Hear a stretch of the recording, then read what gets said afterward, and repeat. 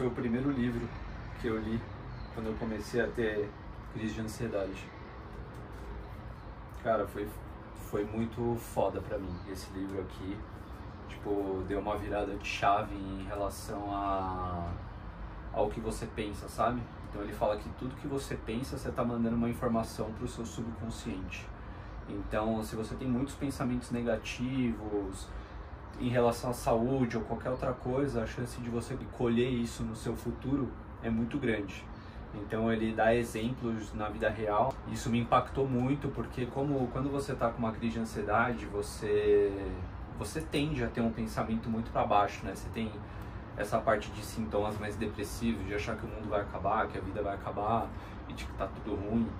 E aí aqui ele fala que, cara, que a gente precisa virar a chavinha e deixar de ter esse tipo de pensamento e tentar pensar sempre de forma mais positiva, para não colher esse tipo de pensamento negativo no futuro. Então, como o meu gatilho era muito, sei lá, doença do coração, que eu vou infartar, e aquilo ficava toda hora na minha mente, eu tentava sempre mudar esse tipo de pensamento e tentar pensar em coisas boas e tentar pensar o que eu estava fazendo para mudar, né, esse meu futuro que estava no meu pensamento. Então, como eu estava já treinando, mudando os hábitos, eu pensava nessa mudança e falava, mano, eu tô fazendo agora um caminho diferente, é só o começo, tem como reverter, então é meio doido, mas foi muito foda.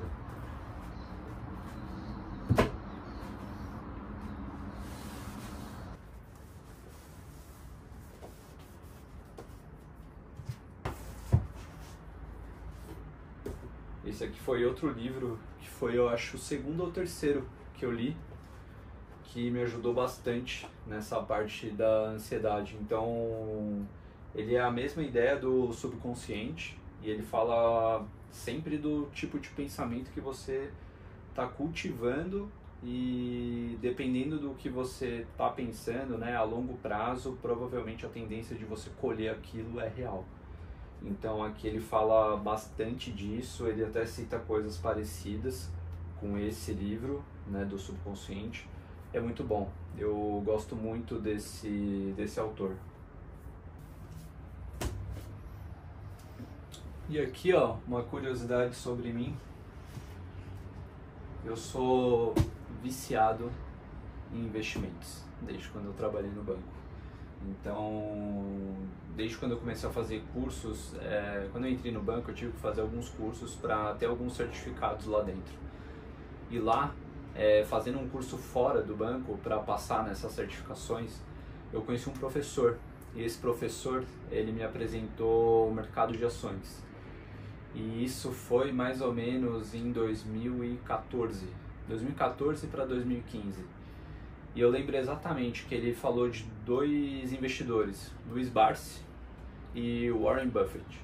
Então, eu lembro que naquela época eu comecei a pesquisar muito sobre o assunto, né? Então eu comprava revista na época porque, não sei, eu passava em banca assim, comprava Exame, Infomoney, todas essas revistas que tivesse alguma reportagem sobre esses dois, e comecei a consumir livros. Então eu comecei esse aqui foi o primeiro livro que eu comprei do Warren Buffett. Esse aqui foi o primeiro. Então você vê, ó, a cor das páginas. Então até é amarela já. E o segundo foi esse aqui, ó. Invista como Warren Buffett. Um livro pequenininho, mas bem fácil de ler, então era bem gostoso de aprender. E aí eu fui procurando mais livros, né? Então eu li esse clássico aqui de investimentos, que é o Investidor Inteligente. Muito bom, mas é um livro denso, então se você não gosta do assunto, talvez fique cansativo para você. E aí, de lá pra cá, eu li todos os que eu achava. Então, todos os que eu achava do Warren Buffett, eu lia. Né? Então, tem esse aqui, que é o Jeito Warren Buffett de Investir. E aí, recentemente, teve o do Louis Barsi, Então, nesse dia eu estava trabalhando e eu sou muito fã mesmo dele. Eu admiro ele tipo, há muito tempo e acompanho alguns conteúdos que eles fazem no YouTube. E nesse dia eu fiz de tudo para ir até a livraria para poder ter um autógrafo dele. Eu fiz de tudo mesmo, de tudo mesmo. Então avisei meus sócios, tive que sair antes, fui de trem e metrô porque era mais simples do que de Uber. Fui até a livraria e lá eu tive o privilégio de conseguir realmente encontrar ele pessoalmente, dar um aperto de mão e conseguir esse autógrafo. É um livro muito bom, muito gostoso de ler. Então aqui está o autógrafo da filha dele, que também sabe muito, muito mesmo de investimento, acompanho ela. E aí o autógrafo dele, que realmente é um cara que eu admiro bastante. E aí tá aqui. E aí tem outros, né? Então tem uma pilha aqui, eu tenho muitos livros de investimento e eu tenho muitos livros sobre mentalidade também. Então adoro livros sobre técnico de esportes, né? Então tem um livro muito legal aqui, deixa eu achar, cara, é um livro bonito até, eu adoro esse livro. Deixa eu ver se eu acho ele aqui. Aqui, ó. Cara, olha esse livro aqui. Esse livro, ele fala sobre Phil Jackson, que ele foi técnico de basquete, e aí ele fala da trajetória dele no Chicago Bulls, Los Angeles Lakers, e tem mais um outro time que ele passa aqui, que agora eu não vou lembrar qual que é. Mas, cara, é incrível. Eu jogava basquete quando eu era mais novo, então eu jogava a Confederação Paulista daqui de São Paulo, né? Então a gente se enfrentava por todos os clubes daqui da região. Foi uma época muito legal mesmo. Então o esporte ele mudou até minha vida em relação aos estudos. Então, como eu era um cara muito desleixado, falta de atenção e tudo mais, o esporte acabou me botando na linha. Então, para eu continuar jogando todos os finais de semana, eu tinha que apresentar notas boas, eu tinha que ter um bom comportamento dentro da sala de aula. Então foi algo que me ajudou muito quando eu era mais novo, principalmente porque eu sempre fui muito tímido, e eu era titular no time, e por mais que eu esteja jogando assim, jogar com outras pessoas assistindo, você ter que armar a jogada, né? Não sei se vocês gostam de basquete, mas eu era armador, então você tem que gritar o nome da jogada, alinhar isso com o time. Cara, foi uma experiência muito boa pra mim, muito boa mesmo. Então me desbloqueou em vários aspectos, me ensinou diversas coisas durante os treinos. Eu era muito disciplinado, adorava jogar, então eu chegava em casa louco pra jogar mais. Então lá em casa tinha uma quadra de basquete, meu avô sempre incentivou eu e meu irmão a jogar. Então meu irmão jogava futebol e eu jogava basquete.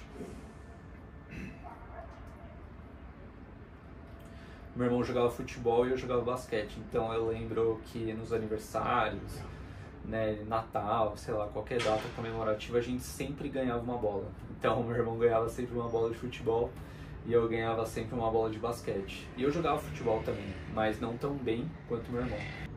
Esse livro aqui é muito bom, se vocês gostam do assunto, porque fala muito de basquete, ele conta basicamente toda a história de como foi, de como que ele fez para lidar, por exemplo, com Kobe Bryant, Shaquille O'Neal no mesmo time, como que foi para ele lidar com o sucesso e o crescimento rápido do Michael Jordan. Cara, é muito foda. E fora que ele é lindo, né? Então, eu tenho diversos outros aqui, né? Realmente, tipo, e eu era um cara que não lia livro. Eu odiava ler na escola.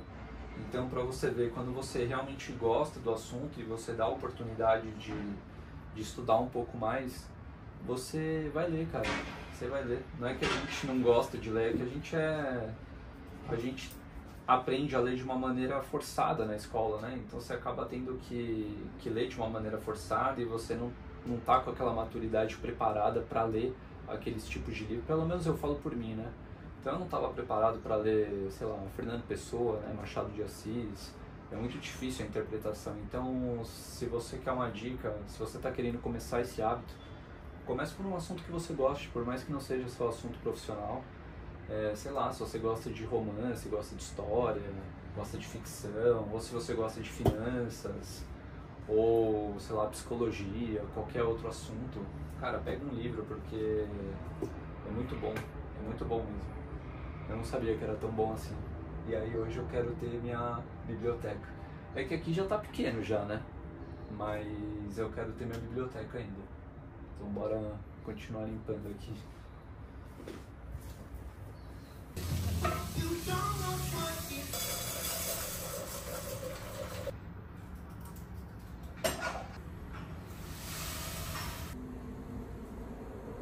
Tô fazendo comida agora, até porque já são 5h30, mas eu ainda tenho bastante coisa ainda para trabalhar, então eu ainda estou resolvendo algumas coisas com meus sócios.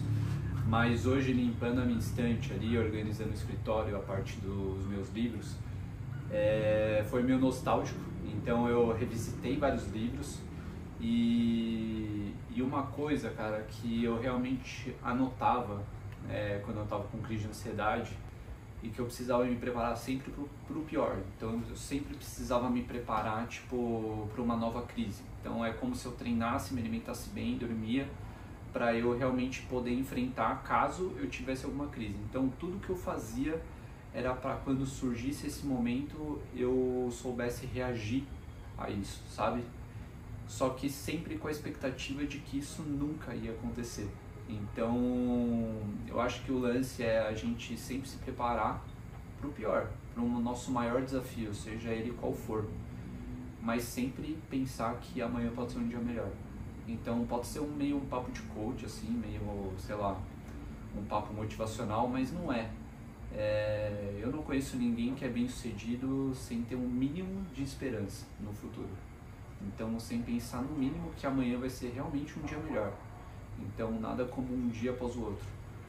E eu prefiro ser esse otimista, ser esse cara esperançoso, né, do que ser um cara pessimista, né? Algumas pessoas se dizem realista, mas eu falo que o realista, ele tá um passo do pessimismo, né?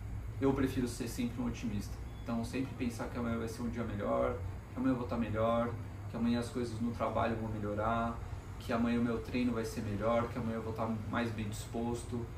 Pode ser que não, mas eu sigo a minha rotina para enfrentar esse revés, esse dia que talvez não seja. Mas, enquanto ele não vem, eu aproveito os dias bons.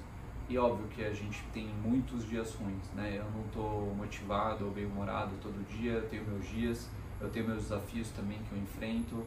Eu tenho às vezes um pouco de ansiedade durante o dia ou durante a semana, com certos eventos que acontecem tanto na minha vida profissional, na maioria das vezes na minha vida profissional, né? Porque a gente realmente baseia o sucesso das coisas no nosso ganho financeiro, e isso hoje influencia, acho que boa parte da nossa vida, né? Então eu brinco que parte da nossa sanidade mental é reflexo da nossa saúde financeira. Então, enquanto a gente não se organiza como um todo, né?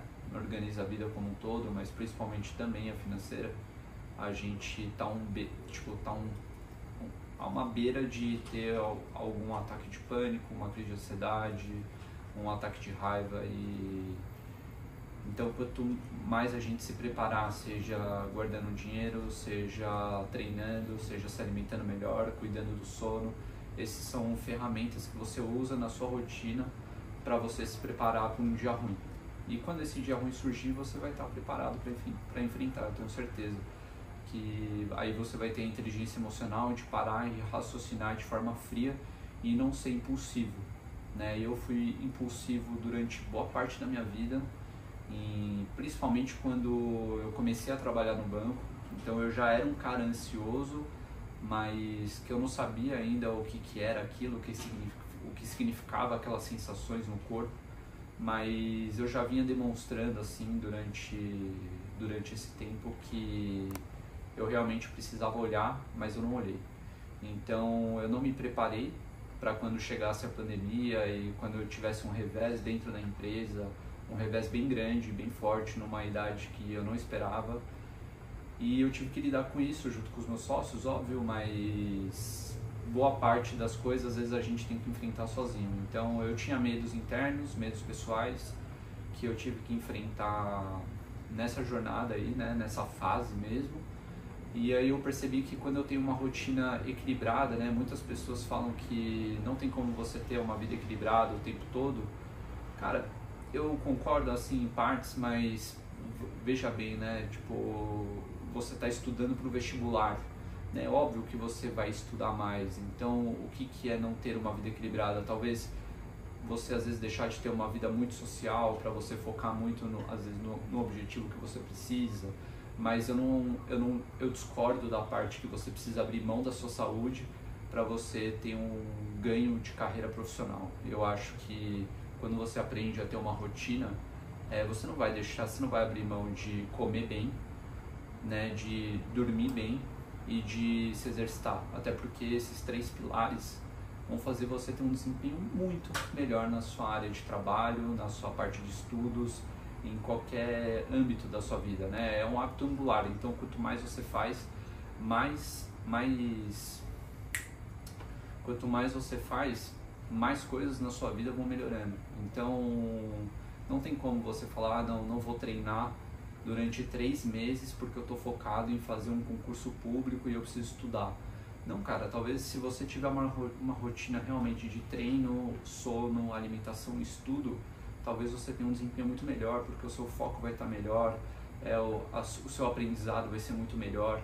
Então a gente precisa repensar algumas coisas que são ditas pra gente na internet. E eu acho que é isso. Eu vou terminar de cozinhar, eu vou terminar de trabalhar também, e a gente continua aqui gravando.